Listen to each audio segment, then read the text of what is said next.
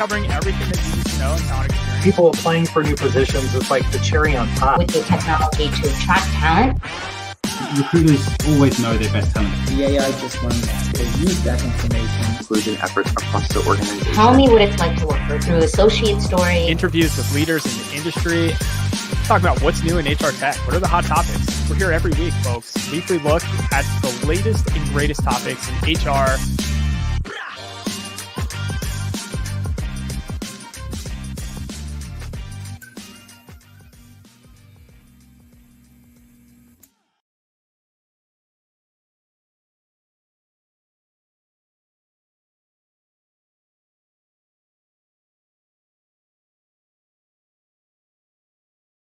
Sources. We like to say around these parts, the Talent Experience Live is the best show on the internet. That's right. It's better than Draymond Green's podcast, better than Joe Rogan's podcast, better than anything you've seen on YouTube, because we are talking to you about what matters in your job. Talent Experience Live is proudly brought to you by the team here at Phenom. And Phenom's purpose is to help 1 billion people find the right job. That is not a typo. I promise I did not misspeak. It is 1 billion, not 1 million, not 2 million, not 3 million, but 1 billion. And it is all done through our talent experience management platform that helps candidates find the right fit faster, employees evolve in their current role and beyond. Shout out to Buzz Lightyear there. Recruiters achieve some next level productivity and efficiency, as well as managers build better teams with data, analytics, and of course, automation. And all of this is powered by what we like to call super slick AI, or artificial intelligence and machine learning. If you are interested in learning a little bit more about Phenom, about our purpose, about what we've been up to, head on over to phenom.com. I know it got a nice little facelift a couple weeks ago, so definitely check that out. Let us know what you think of it. And check out our blog as well. Check out past episodes of Talent Experience Live. Speaking of which, today's episode, we are talking about Boomerang employees. They seem to be all the buzz right now whenever I hop onto LinkedIn. And a Bloomberg article recently stated that around 20 million Americans have quit their job within the first 5 months of this year. So we're looking at 2022. And when they did a little bit more research, obviously we all know this as the Great Resignation. It turns out the folks that they reached out to, many are starting to regret their decision. Things aren't as they seemed when they left their roles. I myself am a Boomerang employee, and we are going to dive into that, into the intricacies of being a Boomerang employee, why we left, as well as why we are back at Phenom. And I'm joined by a very special guest today to do that. But before we jump into the conversation around Boomerang employees, we always kick off the show with a nice little icebreaker here. So today's is one of my favorites. Obviously, we're talking about Boomerang employees, folks leaving jobs, starting new roles. I would love to hear from you, the audience, what your first job was. Of course, you can still be in that role. There's no shame in being a career man or woman for the long term, or person. But what did you do first? What was your first dive into professionalism, if you will? And it may not even be that professional. Was it mowing lawns, perhaps babysitting? Let me know in the comments section. Personally, my first job was washing dishes at an Italian restaurant.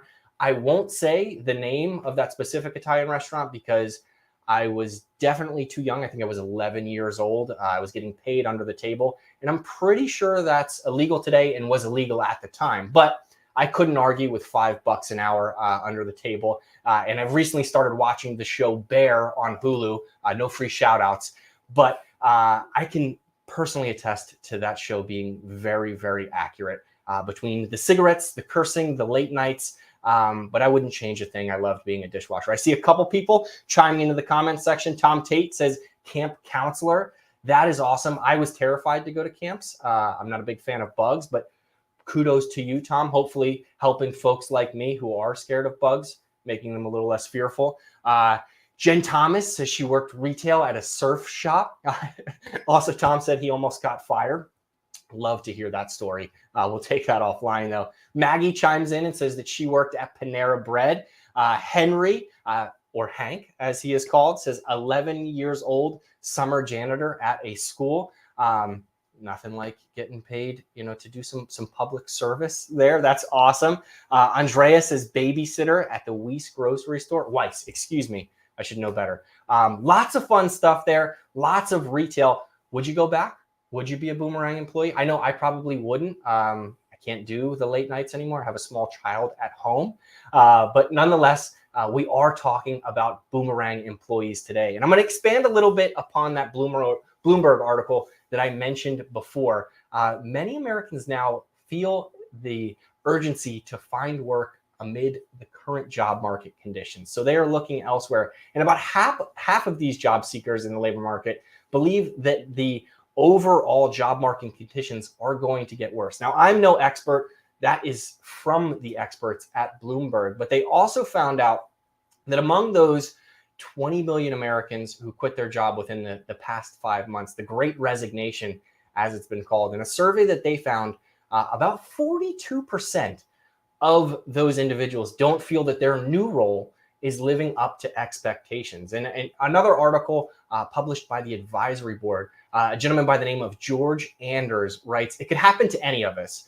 We're doing it all right in our current jobs when an exciting new offer comes from a different organization. All of a sudden, we accept, make the move, and then begin to wonder if we goofed a little bit. I goof from time to time. Or perhaps the new job is fine, but the old employer misses you terribly.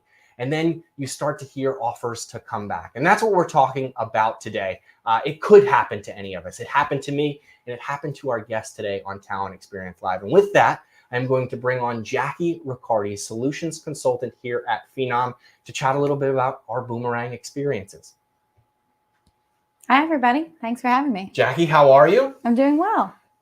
I gave you a little bit of an intro there, but I'm sure there is more to your story than just being a solutions consultant at Phenom. So first things first, what was your first job? Icebreaker. My first job, the one that's really of note, is that I was the Chick-fil-A cow. A huge opportunity for me to really break into the entertainment industry there. Yeah.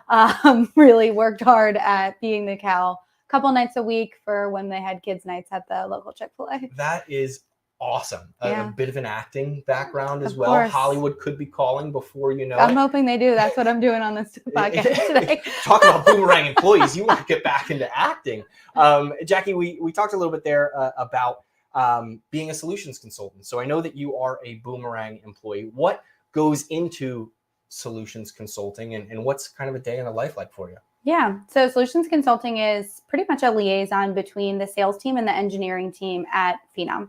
So I have to know a lot of information, have to be able to talk to people and understand how our very, very terrific, and as you said earlier, slick AI works, how our entire product suite works, how it works together, and then be able to demo and explain that to customers on a pretty regular basis. Even this morning, I was just in a meeting doing just that. So it's a pretty cool job. It's pretty fun. Awesome. So we have the right person here. If you have any questions about talent experience management, fire them off in the chat. We typically don't do that, take off-topic questions, but I think we have an expert here right now. Jackie, another question that we always ask on the show is, how long have you been on your role? But I'm going to tweak that just a little bit because obviously you were here, left, and came back. So how long were you originally with Phenom? Then how long did you depart? And when did you come back? I was at Phenom for about 2 years before I left. Within that, had 2 different roles, which I know we'll get into a little bit later. I left to be a solutions consultant at another organization. There they called that Solutions Engineering. Sometimes it just has a different title. I was there for almost a year to the day, and that's when I came back in May of this year. Awesome. Now, I myself am also a Boomerang employee. I took a little bit of a hiatus from this program, but I'm happy to be back. Similar lens, I was here for about 4 years. I know we both started in sales development roles and transitioned into different career paths. We were blessed with the opportunity to do that. But I'll ask you, and I'll give my opinion as well. It's a tough decision to leave a job, right? No matter what your scenario is, whether you go on your terms or you're asked to leave, what prompted you to leave your role? What wanted you to go out and explore new options? Yeah, it's a good question.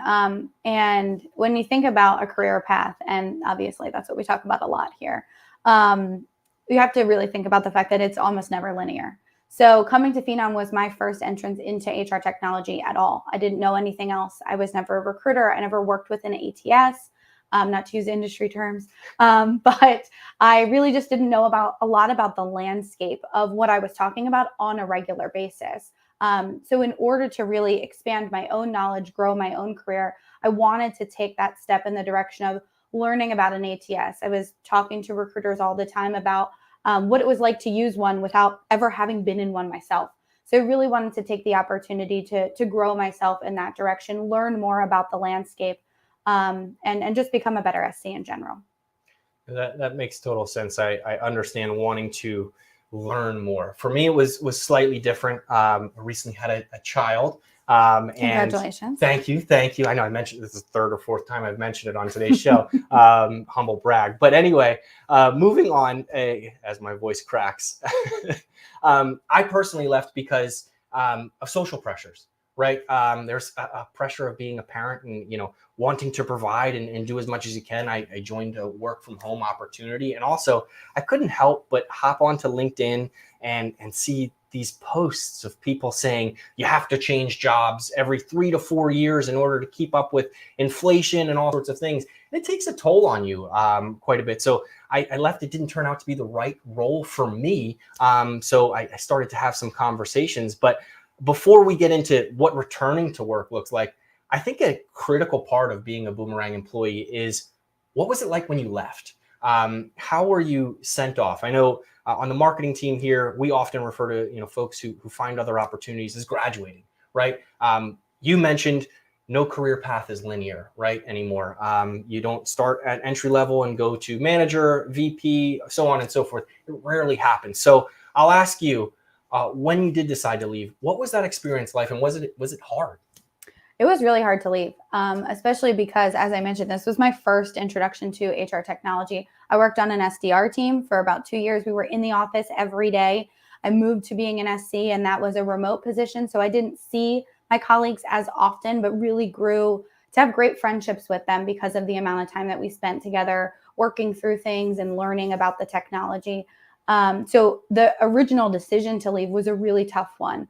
But I'm really so lucky that all of my colleagues felt the same way and that this was the right move for me. They wanted to see me grow. They wanted me to learn more and really supported that decision. Same with the leadership here. So no one took it as an offense or any type of ill will of me wanting to go somewhere else to really get that knowledge. And even when I left, actually, on my last day, everything gets turned off at a certain point of the day, but on my personal cell phone, I got a link to a video that all of my colleagues had made me, just telling me how excited they were about my new opportunity, what they thought about my future, and just like things that they loved about me. And that really made it feel very warm. And like, if the opportunity ever presented itself and I wanted to come back, there would always be a place for me here. That's awesome. Similar experience for me. I often equate it to going away to college, right? We talked about, I mentioned graduating a little bit before, but no one likes to see, a friend or a family member go off to college and go see the big world. But you celebrate them before they leave. And it sounds like you were celebrated. I know they made a video for me as well. I cried. It was over Zoom. So hopefully nobody noticed, but now everyone definitely knows. And I think it's so important, though, to celebrate what an employee has done for an organization, right? No one's circumstances are the same. So when they leave, no matter what the case may be, to appreciate what they've delivered to your organization and what they've done, especially if they've been there for a long time, it's only right to celebrate that next step. Now, I have to ask, you mentioned you wanted to explore and educate yourself more in human resources technology. Were you in the same role, or was it a shift, like a change that we mentioned from career paths? It was the same role, but obviously very different, working with new technology. So getting up to speed on an entire new platform, learning about what it's like to demo an ATS and what it's like to use one on a regular basis was really challenging in a great way. I really learned a lot from that experience. And again, like I said, really helped me to understand what it's like to be a recruiter. I mean, in sales, it's very similar to recruiting. So what we were doing back in the day of cold calling and all that kind of stuff, right? It's very similar to what recruiters go through. So I had that lens, but really just diving into their world helped me to get a lot of really good perspective that I can use on a regular basis. Yeah, no, that makes, I oftentimes say sales and recruiting are synonymous. Instead of selling a product, you're selling the company, you're selling the culture, what it's like to be there. So they are very similar, but it's awesome to put yourself in those shoes and actually use some of the systems that they're doing and educate yourself, more from that perspective. I have to ask, obviously we're, going through a ton of transitions in the workforce right now, remote work, hybrid work, in person, people are beginning to return to the office. You're in the office today. So was it a remote role? What did that look like? And did that have any impact on your day-to-day? It was a remote role. And I think it did have an impact on my day-to-day because I didn't have that base of people that I knew in the office, right? Even today I come in, I know you, I know a couple of the people that are behind the scenes. Shout out to Justin. And, other people that I have met because I had the opportunity to work in the office for a long time. However, as I mentioned before, all of my colleagues are remote. My entire team is remote. My boss lives in a totally different city.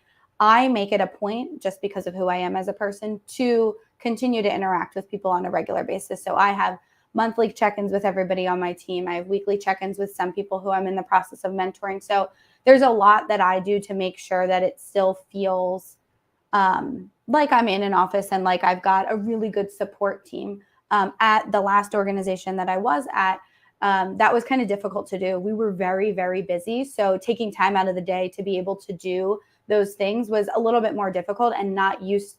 It was different than my remote experience that I had when I was still here at Phenom. Yeah, it's similar for me. I mean, we were all remote in 2020, right? And into 2021. I transitioned into a fully remote job. The company was actually based out of San Francisco. And it was a challenge. I enjoy that human camaraderie that I had here at Phenom. And it was certainly tough to have my morning meetings be at 12:30 in the afternoon for me, right? I've already started my day. For happy hours on Friday to be at 7, 8 o'clock at night. I have a child at home. I mentioned it a couple times. That's bedtime routine. It's a little bit of a challenge. So I do completely understand that importance of, really having, not to use an overused term, but that family at work. We spend more time with our colleagues than we oftentimes do with our family. So I have to ask you, after you left, did you stay in touch with folks here at Phenom? And what did that look like? Were you, hopping into happy hours? Did you have lunch with anybody? What went on there? Absolutely. I kept in contact with almost everyone. I also had the pleasure of, when I moved, we were kind of hybrid going back to real life. So I got the opportunity to go to a couple conferences in which Phenom was also attending. So I got to see a lot of my colleagues in person who I hadn't seen because of the pandemic. I think at Phenom we had the last big HR conference. So we were all together, and then the pandemic hit and none of us saw each other for 2 years. So it was really great to be able to see people in person and absolutely keep up via text, phone call, jumping on a Zoom. I won't say I was too integrated in the team life. I didn't really have like a full foot into what was going on here, but I do have a couple people that work here who are very close friends of mine at this point. So I did keep, of course, in contact with them outside of work, just normal, having lunch, things like that. But what did you do when you left? I stayed in touch with almost everybody. I consider a lot of my close colleagues friends at Phenom. And also I was involved in some sports gambling, right? We had fantasy football teams. I believe I was in a Premier League soccer fantasy. It's tough to really cut off ties when you're trying to make trades at the end of the day for those sort of things. But I also was running a couple of our pools, so had to stay in touch. But I also just loved catching up. That was really important to me. I found and learned a lot about myself when I left, that I needed that office environment a little bit. I wanted to, talk and have conversations that may not be productive, right? That may not be about work, but that's where my crazy ideas come from. So I really miss that. And eventually, push came to shove. I live in Center City, Philadelphia. I met up with a couple folks that were going out to a Sixers game. And I was like, I miss this. I need to see if I can come back. So that's a segue into how did you officially decide that you wanted to come back? I know you said you stayed in touch with a few folks. Was there a breaking point for you, a point similar to me where you're like, I really miss this. I want to go back. What did that look like for you? Yeah, I think similarly, I learned a lot about myself in that year away. I learned that a couple of things about me is that I really love learning. My mom's told me that my whole life, but I always kind of thought she was a liar because moms always say that about their kids, right? So I really found out that I really do love learning and continued learning. And with how busy I was at my other organization, I didn't really have the time to learn as much as I did when I was here. So that was the first thing that I started thinking about. How can I learn more? How can I change what I'm doing today so that I have time to continue that learning? Because I'm a nerd. I absolutely am. You have to be a nerd to do this job. So shout out to all the SCs that are watching this. We're all stinking nerds, right? So finding that out and solidifying that in myself was a really big piece of making that change in it. It happened at about I would say the 10-month mark of me being at the other organization. From there, I started thinking about, okay, well, do I want to go back? Will there still be a place for me? Is there going to be any kind of stigma if I go back? Like we pushed her to move on, to move out. Are they going to welcome me back? And then I also started looking at other companies and just seeing what was out there. Of course, also, just like you were seeing with the Great Resignation, everyone's like, you can increase your salary by 1,000%. I'm like, that seems like a lie. So just trying to really make sure that I was looking at everything and taking in the entire landscape before I actually made the decision to come back. Absolutely. And just to clarify, this show is a pro-mom show. So not all moms are liars. We're going to have to cut that in post afterwards. However, the internet is full of liars, it turns out, when it comes to increasing your job by 1,000% or compensation by 1,000%. Now, the next question that I have is around specifically when you said you started interviewing elsewhere, right? There is a bit of a stigma. I know I personally had internally of coming back like I was putting my tail between my legs, right? It's a tough feeling, especially after so many people wished you well and you were off on your voyage. But there's no shame, I think, in turning around and coming home. However, I think for a lot of alumni who may be fearful of this, one piece of advice that I would certainly suggest before you were to return to work, see what else is out there, right? LinkedIn, we're on there right now. I can tell you recruiters are on there right now. They're crafting up emails and firing them into your inbox. Have a couple of conversations, right? Compare and contrast. Just because your new role didn't work out doesn't mean that the next one won't. And you always know that if you left on good terms and you're a celebrated alumni, there may be an option there. When it comes to me, having some of those interviews resolved some of my worries about coming back to Phenom because I saw what else was out there and said, it's more the same. It's not really for me. I missed what I had. How was it for you? Obviously, there's a lot that goes into solutions consulting. It's a little bit different than marketing. I can send over a portfolio, right? What did that process look for you? And did interviewing with other companies make you want to come back even more? A little bit of both. Interviewing at other organizations was great. I had also already done it a year before that because when I was looking for my new job, so I knew what the process was like. One of the key pieces for me was not actually having to demo during my interview process, which hot tip for anybody that's looking for SCs. We don't like to demo during our interview processes, but I totally understand that that is necessary and sometimes it has to be part of the process. In talking with other people and just seeing what other organizations were like, I almost equated it to what I was looking for the first time I left. So should I be looking at similar things and kind of learned from what did I not like about the organization and how could I kind of look out for that in the interview process? That really did help me start thinking about, you already said coming home, which is, I think, honestly, a very unique thing to Phenom, that a lot of us do feel like this is home. And when I met with one of our colleagues to talk about possibly coming back, she went, don't you think it's time to come home? And it seems silly, but we've already mentioned you spend more time with these people than you do your own families. So it really is important to feel safe and connected at your organization. And I think in talking to those other organizations, not that I didn't feel that, but I didn't feel the pull as much as I did in thinking about coming back to Phenom. Yeah, no, that makes total sense. I mean, the street lights are on. It's time to come home, right? It's getting late. Shout out to the moms who all had that rule as well. So I think that the next question that makes sense here is alumni in general, right? Do you think that is a talent pool that recruiters, talent acquisition folks, and maybe even hiring managers should take advantage of? And my next question to that is, what do you think that outreach looks like? I know it's probably different for every individual, but is it, hey, we're hiring, we'd love to have you back? Or do you think it's more of a, hey, how are things going, right? That sort of conversation you'd have with a friend. I think a twofold approach is probably best. Doing both of those things, right? Putting my actual talent marketer hat on and the things that we talk to people about on a regular basis. When you think about alumni, it really is a pool of talent that already knows your business. So you're saving time when people come on board, having them onboarded, understanding what you do, how you work, right? They already know a lot of the people. But that outreach specifically, I think, has to come from a real place of personalization. So that means if you were in leadership at the organization and you know that your recruiter is talking to someone, shoot them a text, shoot them an email. Just let them know that, hey, I know that you're doing this and I'm excited for you to come back. I've been keeping up to date with what you're doing. I see your LinkedIn, right? We all keep all of these things updated, especially if we're looking for a job. So all of those kinds of things. I actually had one of our leadership members text me as I was going through the process, was like, hey, I heard that you were coming back. This is awesome. Let me know if you have any questions for me, if I can do anything to help. Also, no hard feelings if you decide not to. Just wanted to let you know that I heard and I'm thinking about you. And that was really monumental in me coming back was, wow, I left a full year ago and still someone is feeling like they have a personal enough connection with me to reach out and to say that I'd like you to come back.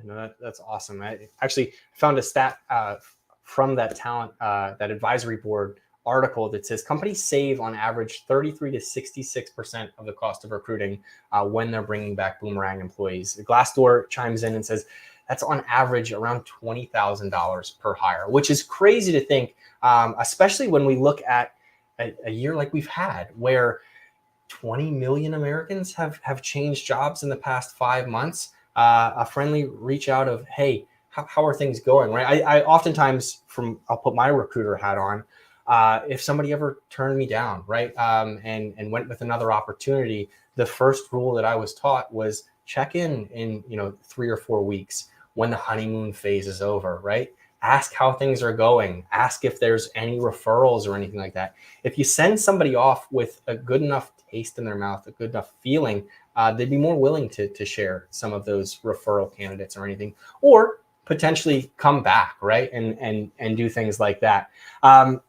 Another survey said that specifically 60% of employees would consider leaving a company if it reduced benefits such as work from home, flexible schedules, wellness initiatives, and other.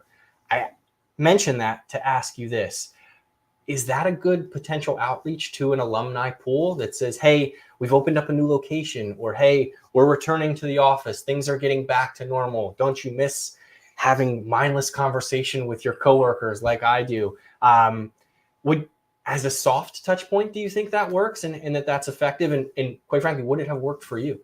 Oh, absolutely. I mean, I was lucky enough that my position that I took was fully remote. So I was nowhere near the actual headquarters of the office. I didn't have anywhere to go. So it was kind of a one-to-one transition. You're going to be remote when you come back to Phenom. You were remote.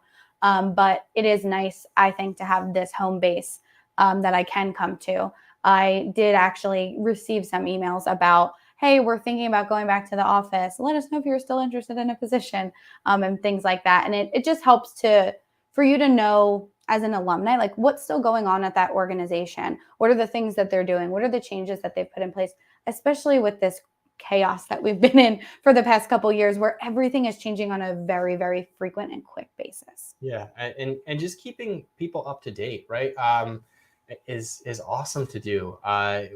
We mentioned that you're friends with a lot of your colleagues. Sharing out promotions within an alumni community, I think, can go a long way. If one of your colleagues gets promoted, you can reach out and celebrate with them.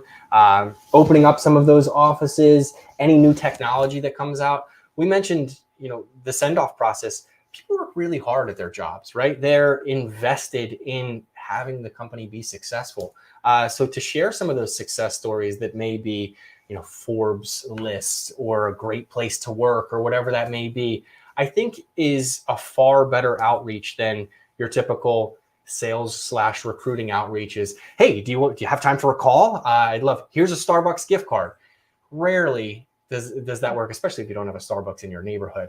But I mention all that because we've both decided to come back, and we also both had very different re-onboarding processes. I think we had a rule set in place that was if you were a year employee, you'd have to go through our fundamentals or our onboarding process, as we mentioned. I was a little bit shorter, I think 5 or 6 months, so I didn't. I bring that up to ask you, how different was the onboarding process from you as a Boomerang as compared to when you first started with Phenom? Now, obviously, the process changes over time, but knowing the system, knowing the intricacies, were you able to hit the ground essentially running when you came back? Fortunately, I was. Not that we don't change things very quickly here, because we absolutely do. But I knew enough and had enough foundation that just kind of getting caught up with the new releases and things was very simple and very easy. Going through fundamentals kind of taught me that. Being able to see, because obviously we're not going to throw engineering speak at every single person that's being onboarded because they don't need to know all of that. Having that base layer and just being able to go through and see during that process, like, oh, okay, a lot of this is similar to what it was like before, with a couple really key changes for the better, things that we had talked about. If you work in technology, roadmaps. So things that were on the roadmap that I was talking about that were maybe a year into the future were actually working and there. So that one was really exciting to see come to fruition, especially with the job that I do, because of how I'm really deep into the product on a very normal basis. And then also just getting reintegrated to making the switch back from Outlook to Gmail seems so silly, but being able to sit in an onboarding class with other people who were doing the same thing because they had come from other organizations that used Outlook, it was a really great experience, and also gave me a way to know more people as our organization grows. So I really enjoyed that experience. It made it a lot easier for me. Things like benefits, change of address, like all that stuff. I moved, so I had to do one thing, but everything was already set up. So it was a very, very easy process for me. But I don't know what it would be like to come back without that. Yeah, no, it was certainly different. I can probably guarantee you one thing. You were the person everyone wanted to partner up with on the acronym test, because in human resources, we love our acronyms: CRM, ATS, HCM, TXM, TXL, the whole nine. Hopefully TXL was mentioned. Absolutely. During that. Yeah, It should be 100%. That's the top one that we go over. Of course. My experience was different, right? I wasn't forced to go into fundamentals or onboarding. I certainly could have. Hindsight, I probably would have liked to have, because it did take me a while to get acclimated. You mentioned when you leave a company, all of your systems get turned off, all of your access. So I had to reach out to our IT team a little bit to get access to things that I was previously the owner of and now was not. And additionally, it would have just been nice to set up my benefits and do all that. So I strongly would recommend a two process, right? A onboarding process if you are looking to bring back Boomerangs, for them to get them situated. Obviously, they know the product, they know what you're doing, get them up to speed with what they may have missed, but you may not have to go over all of the acronyms and things like that. Selfishly, I didn't want to attend fundamentals because I was fearful I was going to get a lot of sales requests for presentations and things if I came back. Now looking at it, I'm live on our LinkedIn. They know I'm back. Cat's out of the bag there. So it didn't really work out too well for me, and I would have loved to do that. But I think setting up that process is great. One last question. Actually, no, I want to open up the floor to you. Is there anything that we may have missed that we didn't cover that you'd like to share for Boomerang employees? I want to say one thing, and I think it's one of the biggest pieces of me coming back to Phenom is the culture here. So when we think about just in general company culture, we obviously, all of us are working towards creating a great culture, but that is one of the big reasons that I came back. You had mentioned, right, when you left, your colleagues made a video for you on your first day at Phenom. They make a video with your family. upon me coming back, all of my colleagues were welcoming me back, including members of the leadership team. So all of those little things that seem small and insignificant really go a long way. So if you can find the time and you can automate some of your recruiting processes so your recruiters can find the time, that's a shameless plug for TXM. You can start to do some of those things that really help to bring that culture out from when someone is onboarding the first time or coming back, and just really making that a welcoming experience. Yeah, I see a comment in the chat here. Alumni, much like referrals, are an excellent source of candidates. The diversity of thought they bring back, their learnings are excellent opportunities to help their new/old organizations continue to evolve. And I think that's a great point. And I want to do a shameless plug for social media, right? And keeping people up to date. I'll do it this way. I'll ask you a question. When you left, did you still follow Phenom on LinkedIn, Instagram? I don't think we had we definitely didn't have a TikTok at that point. But Facebook, those sort of things. Did you stay in touch and see what they were up to? And was it just a nice little refresher, to be like, oh, I forgot about that person. I'm glad to see that they're doing well. Absolutely. And also what you mentioned earlier about like broadcasting promotions and good things, people calling each other out on LinkedIn and saying like, hey, I just had a great meeting with this person. Those things that seem small, they take 5 minutes, but they really have an impact not only for that person, but for other people that are looking and watching and seeing what that looks like. Yeah.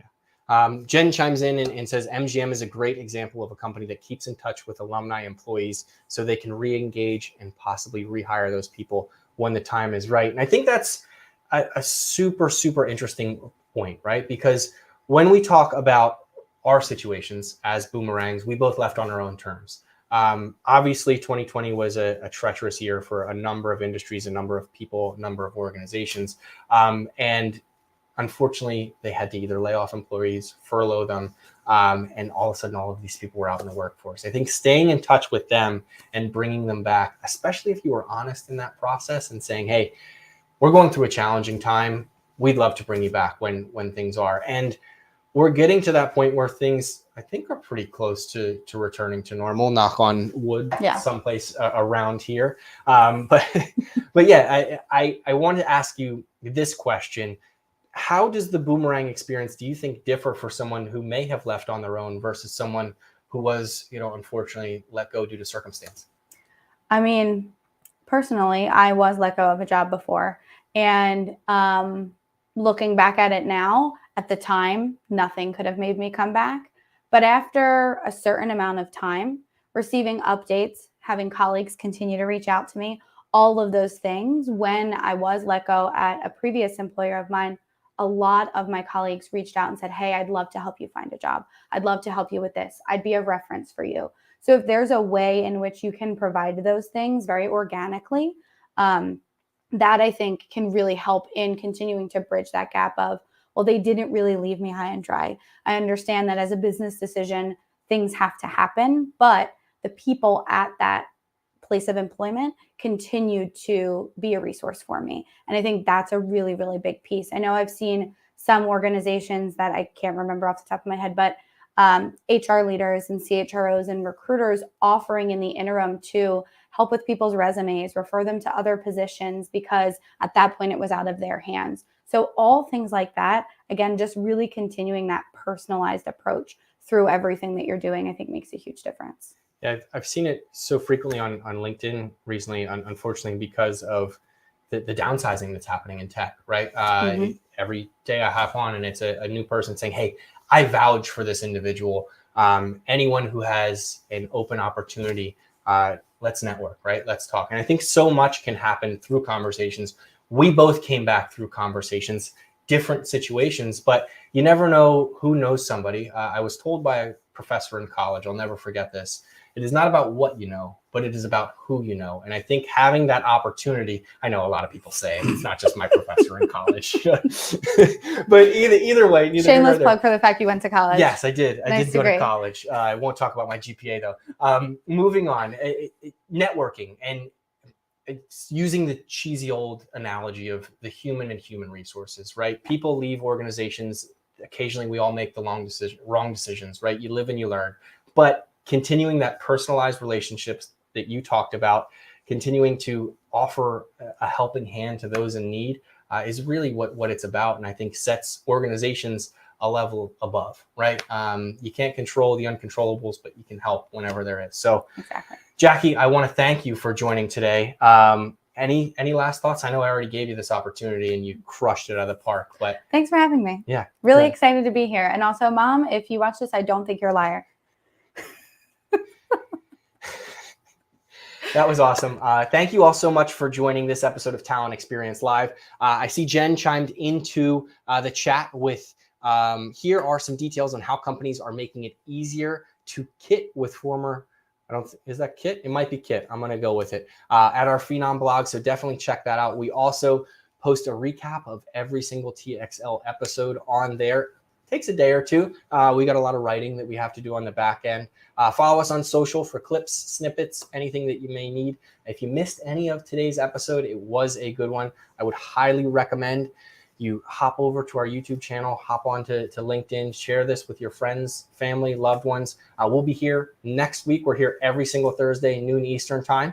But with that being said, I hope everyone keep in touch. It was Kit. Thank you. Can we flash that up on the screen, Justin?